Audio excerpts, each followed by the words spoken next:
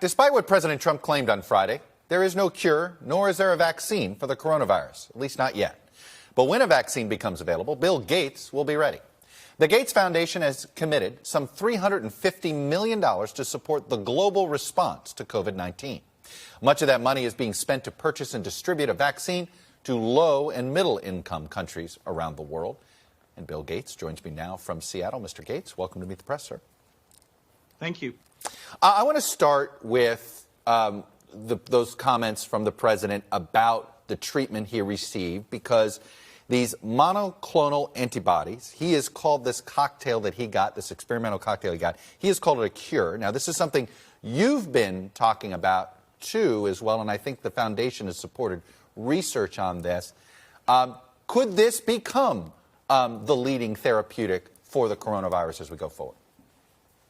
Yeah, the word cure is inappropriate because it won't work for everyone. But yes, of all the therapeutics, this is the most promising. And so we've been working with the companies doing antibodies. We reserved factory capacity all the way back in the spring. And now we're partnered with Eli Lilly, who with Regeneron has been the fastest to get these antibodies ready. They could reduce the death rate quite a bit. So far, we only have dexamethasone, which we funded a UK trial that helped with that. And so adding this to the tools would be a great thing. What's realistic about getting access to this for hundreds of thousands of people that may need it? Right now, the president is the president, so he's got access to this experimental treatment. How quickly could this be distributed around the country? Well, very, very few people have had it because it's not approved, and the manufacturing is just ramping up. Now, the pharmaceutical companies are working with each other, sharing capacity, very focused on this. It's a very impressive story, just like on the vaccine side. A little bit, you don't want politicians saying something should be approved because it's wrong to think of political pressure as needing to be or appropriate in these cases. I hope the FDA, can take the data, which is looking quite good, and get these out, in the next few months, because we have so little to save lives, and we're going back up to record levels of deaths here in the fall. In fact, I'm curious. I mean, do you think that in some ways finding therapeutics might end up being as important, if not more so, than this vaccine? Because we're not even sure how good the vaccines are going to be and how long it will take? Well, for the next 6 months, if the monoclonal antibodies get approved, they will save more lives than the vaccine will, particularly if we can give it in low doses. The president got 8 grams, and we're trialing things that are down at more like 0.7 grams and 0.3 grams. And, of course, that changes the cost and capacity a lot, but that's also unproven at this point, but it's important that we explore. In the long run, or even as you get into next year, the vaccine will be more important. It can block transmission, but you have to give the vaccine to a high percentage of the population, whereas with the monoclonal antibodies, it's only once somebody tests positive, shows symptoms, and they're old enough they're at risk. That's the target for this therapeutic. What is a realistic timeline here? Obviously, there's still some research and still some trials that need to be done. What would be realistic before it becomes sort of semi-common practice in treating these specific cases that you just described? Well, I think it's likely that in the next month or two, some of these antibodies, including the 2 leading ones, Regeneron and Eli Lilly, there's a few others that are also promising a few months behind. They are likely to get this emergency use license. Let's move to the vaccine. We know there's a lot of vaccine candidates out there. What is, from where your perch, where are we on this progress, and when do you expect to see the first one that can be used for, say, elderly and those first responders. Yeah, it's very impressive how the pharmaceutical industry has diverted resources, gotten involved. The U.S. government, this is one category we've actually done a decent job, has funded the research here. And so I think it's likely by early next year that several of these vaccines will get that emergency use authorization. Pfizer may be the first, even late in the year. Right. But they all are showing pretty good data. The phase 3 data is the key thing, particularly for the safety, making sure we're not seeing side effects. So the tool is ramping up, and over the course of the first half of the year, those volumes will get to the point where we really will be asking Americans to, step forward. The effectiveness could range, could be as low as 50% or as high as 80 or 90%. And different of the vaccines, some will fail completely and others will hit a very high bar. But we don't know yet. Let me ask it this way, though. There were people that thought we could get an HIV vaccine back in the 80s, that was going to happen in a year or two. Of course, we're 40 years and we're not there. Why is there so much optimism that we're going to get this, that there is going to be a working vaccine of somewhere between 50 and 80% protection? Well, we're able to raise antibody levels to somewhere in the range of the natural response. In the case of HIV, there's not a natural response. Almost no patients have it under control. And HIV it changes a lot, which this virus does not. In fact, Dr. Fauci was always one of the more conservative voices saying, hey, we don't know when we'll get an HIV vaccine. So he was great on that. But, the U.S. government and our foundation continue to put lots of money and eventually we'll get it, maybe using one of these new platforms. But this respiratory disease virus, the likelihood is that of those first 6 vaccine constructs, several of them are very likely to work. The antibody levels for several of them are very high.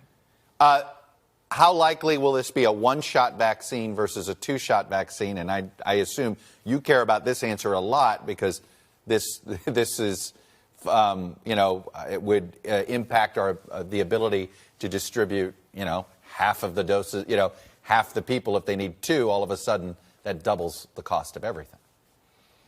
Yeah, of the first 6 vaccines, there's only one that's doing a phase 3 trial that includes a single-dose arm, and that's Johnson & Johnson. There's a second wave of vaccines that will come sometime next year, and our foundation and a group we're part of called CEPI are funding those. The U.S. government is not yet involved in that, but a few of those, like one that uses a measles vector, those are the most likely to be single-shot interventions, but most likely almost all the vaccines will require the 2 shots. Sometimes I wonder what's going to be the bigger challenge, the actual distribution of the vaccine or the public relations campaign? Yes, the skepticism about vaccines has always been an issue. And here where you have, politicians kind of motivated to say, they performed a miracle, the skepticism is higher than ever. In fact, our current president was actually a vaccine skeptic. So this current situation is the most difficult in terms of vaccine acceptance. What I'm hoping is that as the first 20 or 30% of the population who are most at risk come forward, people will say that it's going well. And so the attitudes, they'll realize you're protecting other people by taking the vaccine as well as protecting yourself. I do think, the logistics will be tough. The same way we have drive-through testing now, we ought to be able to create drive-through for the vaccination as well. Let me ask you this. You've been working with your foundation trying to, help with vaccinations around the world for years.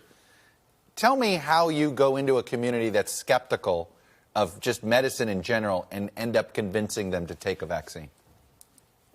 Yeah, we see vaccine skepticism everywhere. It's probably highest in the United States, which there's a certain irony to that. But you always have to think, who do people trust? So in Nigeria, we worked very closely with the Muslim leaders because households, saw those leaders giving. This is the polio vaccine that there were bad rumors about. Right. They saw those leaders giving it to their children and no ill effects there, and we were able to get rid of wild polio throughout all of Africa. That required way over 90% of the kids to take actually what is a 3-dose regimen there, but we had to put a lot of money behind it and figure out who would be trusted, and in some cases, if there were refusals, go and follow up to try and help raise that dosage rate. Your role in the foundation, your role in warning the world, if you will, about your concern 5 years ago when it came to, frankly, that the world wasn't ready for a pandemic like this. You've been thrown into the conspiracy theory world. You've been used as a foil by those on the far extremes of whether it's the anti-vax movement, whether it's extremism here on social media. What have you tried to do to combat this? Yeah, I think both Dr. Fauci and I, there's things that are suggesting really malign intent, and that is surprising. And I hope it doesn't reduce people taking the disease seriously, wearing masks. As the data comes out and there's an approved vaccine, being open-minded that is contributes to the community, that you're less likely to spread the disease when you're vaccinated. I wouldn't have expected this. I mean, right. Our foundation is about saving lives, and it's about spending the money to save lives. And the fact that some of these rumors kind of turn that around, it's a very novel thing, and I hope that the truth can be made as interesting as the lie. Have you? Where I want to go here with this is here you are, one of the sort of the founders, if you will, of modern technology for all of us. Okay, and you helped create one of the companies that's the pillars of technology around the world, and yet in some ways, it's social media in particular, which I know in some ways you in some way were not involved in the rise of social media. But this puzzle, social media has turned out to be a weapon against truth, a weapon that's being used against you, a weapon that gets used against us in the press. What can we do about this? Yeah, it is a problem. And, this movie, The Social Dilemma, highlights the problem. More difficult is what are the answers? Because a little bit, it's preying on a human weakness, that these kind of wild theories that aren't true spread very, very quickly. And, people can just get into almost a rabbit hole of reading things that are outrageous and get a very us versus them, where they're not seeing the mainstream facts, and we're very polarized. I think something needs to be done, but the suggestions of how you preserve the flexibility, some level of free speech, right, and the benefits of these systems, while knocking down the fact that the conspiracy theories literally take millions of people and make them think, oh, I won't wear a mask. Right. That is a big problem. Did you ever expect that what was supposed to democratize information and democratize access ended up fueling what we're seeing today? I mean, I have to be honest with you. I'm not sure what good comes out of social media right now. No, social media, I'll stick up for it a tiny bit. Connecting families at a distance, people with common interest. If you look at the digital world in general, it's allowed some people to work at home. it's allowed the research to be shared about this disease at the rapidest pace ever. So the digital realm still has a lot of very positive things coming out of it. And so I'm hopeful we'll see creative suggestions. Right. How do you mark things that are false? How do you slow them down? How much of a burden should there be on the companies? How do you get communities of people working together to try and minimize these false beliefs that are making the pandemic worse? It's funny, we just had this issue in Michigan, these militia members trying to kidnap the governor of Michigan. And look, the FBI had an informant. That was very helpful to them. But they did a lot of this planning using encrypted messages. And the question is, what is that line for these tech companies? Let's take Facebook in particular. Where should they be accountable for, maybe their algorithms or their encryption versus how much are they accountable to protecting a private citizen?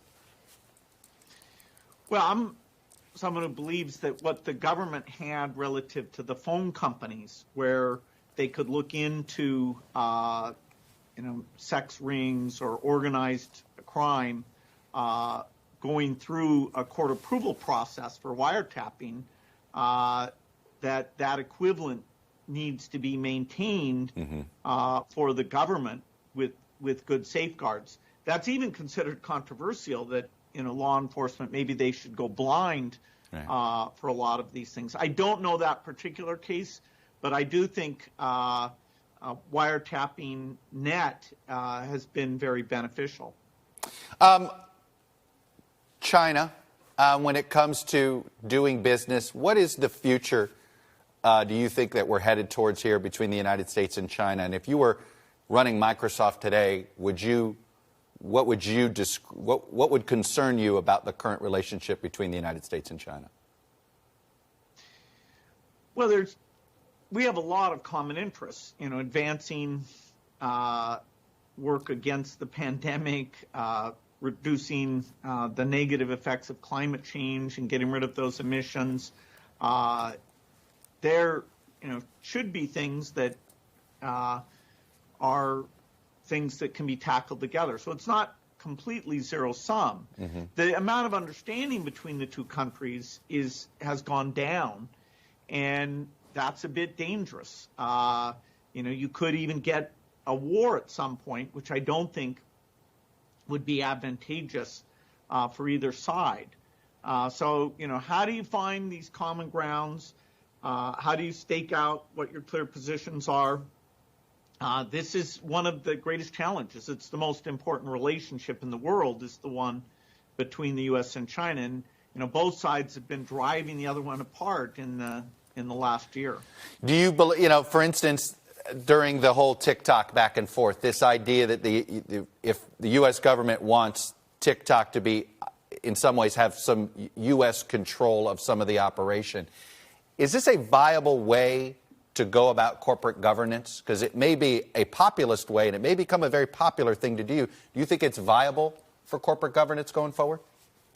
Well, we need some clear principles on what's allowed and what's not allowed.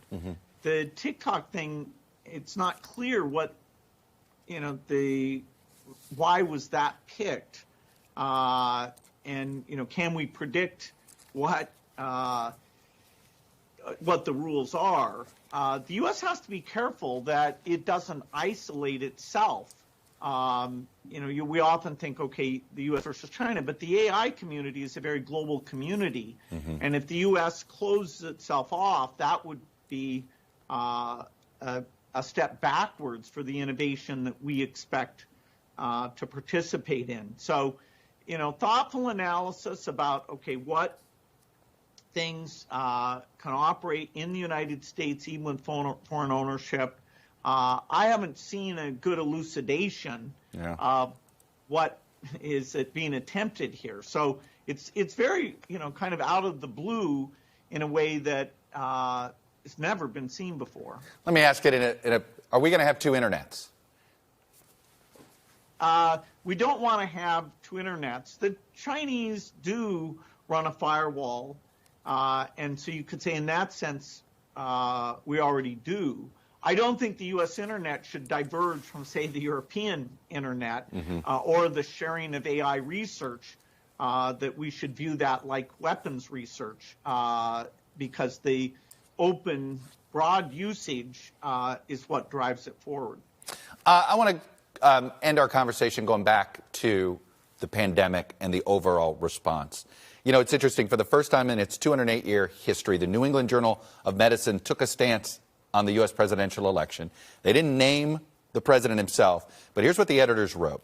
The federal government has largely abandoned disease control to the states. Instead of relying on expertise, the administration has turned to uninformed opinion leaders and charlatans who obscure the truth and facilitate the promulgation of outright lies. We should not abet them and enable the deaths of thousands more Americans by allowing them to keep their jobs. Let me ask you this. Can we do a reset in our response, or is it too late? Well, there are lots of additional deaths coming if we don't get our act together. The fact that the testing results don't come back within 24 hours, we reimburse for these worthless things. We are running the worst testing system in terms of who gets access to it of any country. And so, yes, that's not that hard to fix. You do have to admit that you haven't done a good job and make some straightforward changes. In that case, just the way the reimbursement is done is crazy. So there is an ability in terms of leadership that helps with the right behaviors to protect people. We can still do a lot better. Other than funding research, we fall very low in terms of how the quality of our response, which is the opposite of what you would have expected. Right. And so there'll be a lot of work in the postmortem. Why didn't we pay attention to the warnings? Why did we destaff the positions that would have worked in these areas? But you know, just trying to assess blame is not what the focus should be now. The focus should be now is get the diagnostics right. Don't have the say that the FDA is being pressured to do something so that their integrity is clear cut. And then, you know, on the vaccine front, get it to everyone with the right message, including get it to the world so the disease isn't constantly coming back in to our country. I guess the question is do you fear that the mass debate, basically it's been lost? I mean, the state of Florida, the governor there is telling the NFL teams, go ahead and fill your stadiums to capacity. It's okay.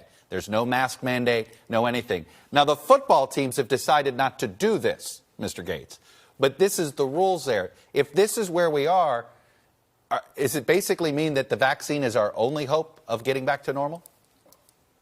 Yeah, well, society should be able to have things like schooling that get a priority versus certain more entertainment-related things. And I guess, you know, politicians will show what their value system is there. The only way we'll get completely back to normal is by having maybe not the first generation of vaccines, but eventually a vaccine that is super effective and that a lot of the people take, and that we get the disease eliminated on a global basis. That is where we can finally start taking all the problems that have been created in education, mental health, and start to build back in a positive way. You have said, your foundation said that this pandemic may have set back, we had made advances in decreasing poverty around the world and decreasing those that went without food. And I think you had said this pandemic basically erased 20 years of progress. How long before we can start making progress again? This virus, are we looking at 2022, 2023, when we feel like we'll have this virus under control around the world? A few things like getting their health systems and vaccination rates back up. You can probably get that back in shape within 3 or 4 years. The poverty impacts and educational impacts will be more like 10 plus years, because they didn't have the ability to write lots of checks. You know, their jobs are not in offices at all. So they've suffered disproportionately, and this gradual progress that's usually very positive, it has for the first time since World War II, we've had this huge setback. Right. And I'm curious, do you think this global sort of movement that is anti-globalism, is this something that can get reversed, or do you fear it's only going to cause more of these problems down the road? Well, the kind of cooperation we're seeing on the research for the vaccine, that work is not entirely in the U.S. In fact, for the ones the U.S. government has funded, a lot of the amazing work is over in Europe. So countries working together on tough problems, including over time climate change, being ready for the next pandemic. I think the value of global cooperation is quite evident. After World War II, we built a lot of institutions that meant we haven't used nuclear weapons since then. So yes, you can always have tuning on the global system, but the idea of each country for itself, that won't ever help us deal with pandemics or climate change.